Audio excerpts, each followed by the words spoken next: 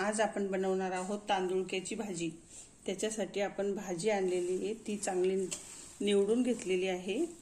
आपण आता बॉईल करण्यासाठी पाणी उकळून घेऊया।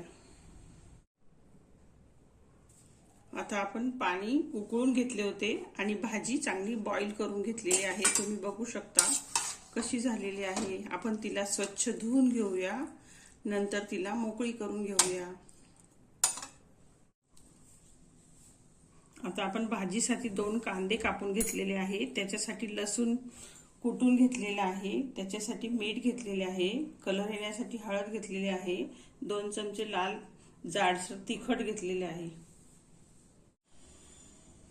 आता आपली भाजी चांगली बॉईल करून घेतलेली आहे, स्वच्छ धुवून घेतलेली आहे कारण तिला माती असते।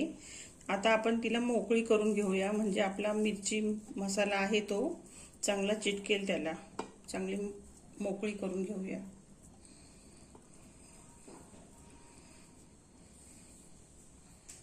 आता आपले तेल तापलेले आहे, फोडणीसाठी जिरे घेतलेले आहे। जिरे आपले तडतडून झालेले आहे, नंतर लसणाचा तडका देऊया।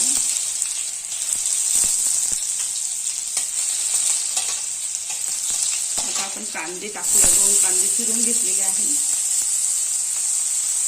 चांगले परतत राहूया, ब्राऊन होईपर्यंत परतून घेऊया।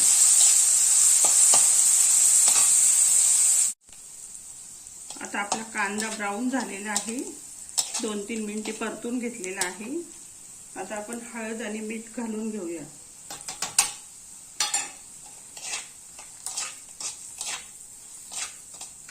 नंतर आपण जाडसर तिखट दळून घेतलेले आहे मिरचीचे, ते टाकून घेऊया, चांगले हलवत राहूया, चांगले परतून घेऊया, सगळे मिक्स करून घेऊया। नंतर आपण ही भाजी घेतलेली आहे, ती चांगली मोकळी करून घेतलेली आहे, 5 मिनिटे बॉईल करून घेतलेली आहे। तुम्ही बघू शकता किती छान मोकळी झालेली आहे। आपण अशी करता करता अशी हळूहळू टाकून देऊया।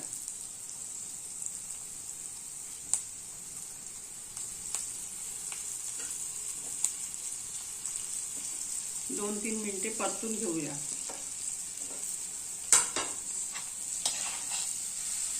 चांगली हलवून घेऊया, 5 मिनिटे वाफेवर शिजवून घेऊया, म्हणजे आपली भाजी छान मऊ होईल। ही भाजी अतिशय पौष्टिक असते, खायला चविष्ट लागते। अशी हलवत राहूया,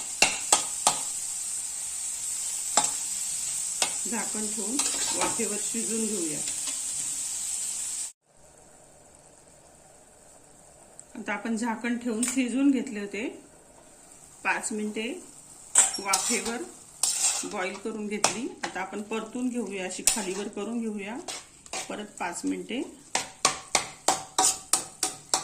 वाफून घेऊया।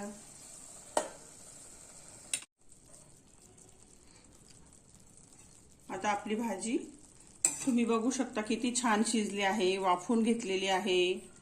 तुम्हाला व्हिडिओ आवडला असेल तर लाईक करा, शेअर करा, सबस्क्राईब करा, कमेंट्स द्या।